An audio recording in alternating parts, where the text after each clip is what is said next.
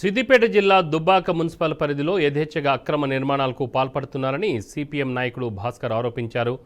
Municipal అధికారుల అనుమతులు ఉన్నాయో లేదో తెలియదు కానీ ఇళ్ల నిర్మాణం మాత్రం విచ్చలవిడిగా కొనసాగిస్తున్నారని అన్నారు. వార్డులో పారిశుద్ధ్యం లేకపోవడం, అక్రమ నిర్మాణాలతో ప్రజలు ఇబ్బందులకు గురవుతున్నారని ఆవేదన వ్యక్తం చేశారు. అధికారులు చూసి చూడనట్లు వ్యవహరించడంపై అంతరమేంటని ప్రశ్నించారు.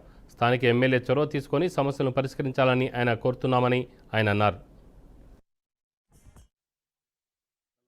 18వ వార్డులో మెయిన్ రోడ్లో శ్రీ గూడెం రమేష్ గారు ఇల్లు నిర్మాణం చేపట్టినారు. దానికి ఎలాంటి కొన్ని పర్మిషన్లు లేకుండా అక్రమంగా నిర్మించాడు. రోడ్డు మీద కూడా ఒక గజం మెట్లు వరకు వేసుకున్నాడు. ఎవరి పర్మిషన్ కూడా లేదు.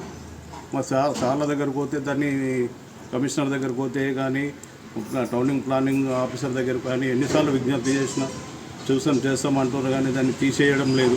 అది తర్వాత మీ ఇష్టం మేము చేస్తాం లేకపోతే ఏదైనా నిర్మాణం అతను మెల్లమెల్లగా అన్నీ తయారు చేసుకుంటూ వెళ్ళిపోతున్నాడు. కాబట్టి అతి తొందరలో దాన్ని తీసేసి తగిన చర్యలు తీసుకోగలరని ఆలోచన. అయినా రాజకీయ నాయకులు అనే వాళ్ళు ఉన్నారు కానీ వాళ్ళు ఎలాంటి సహకారం చేయడం లేదు. ఓట్లు అడగడానికి వస్తారు కానీ ఎలాంటి అభివృద్ధి పనులకు కానీ ఎలాంటి సాధక బాధకాలకు కానీ వాళ్ళ ఆలోచన ఏందో కానీ.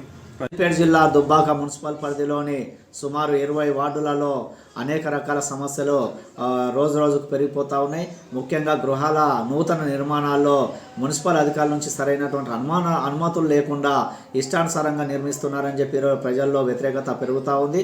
వారితో పాటు పాలకవర్గంగా ఉన్నటువంటి కౌన్సిలర్లు కూడా సరైనటువంటి పద్ధతిలో పట్టించుకోవడం లేదని చెప్పి ఈరోజు ప్రజల్లో తీవ్రమైనటువంటి చర్చ జరుగుతూ ఉంది. సిపిఎం పార్టీగా పాలకవర్గానికి అధికార యంత్రాంగానికి ఒకటే విజ్ఞప్తి చేస్తూ ఉన్నాం. అనేక వార్డులలో కబ్జాలు చేస్తూ ఈరోజు డ్రైనేజీలను కూడా సరైనటువంటి పద్ధతిలో కాపాడకుండా కబ్జాలు చేసి నిర్మాణాలు చేపడతా ఉన్నారు.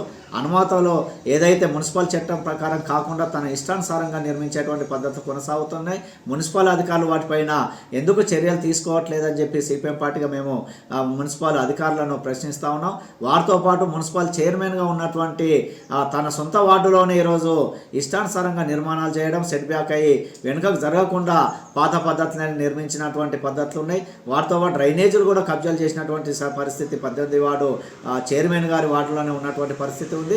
కాబట్టి పాలకవర్గమే వీటిని ప్రోత్సహిస్తుంది, వీరికి అండదండలు అందిస్తుందని చెప్పి ఈరోజు ప్రజల్లో చర్చనీయంగా కొనసాగుతూ ఉంది. వారితో పాటు ఎన్నికల ముందు గెలిచినటువంటి ఎన్నికల ముందు వచ్చినటువంటి ప్రస్తుత ఎమ్మెల్యే గారు కానీ ఎంపీ గారు కానీ ఈ మున్సిపల్ ప్రజల సమస్యలపైన ఎందుకు మాట్లాడడం లేదని చెప్పి ఈరోజు సిపిఎం పార్టీ వారిని ప్రశ్నిస్తూ ఉన్నాం. ఎన్నికల సందర్భంగానే ప్రజల ఓట్లు అవసరం తప్ప ఈరోజు కబ్జాలకు గురవుతున్నటువంటి రోడ్లు కానీ డ్రైనేజీలపై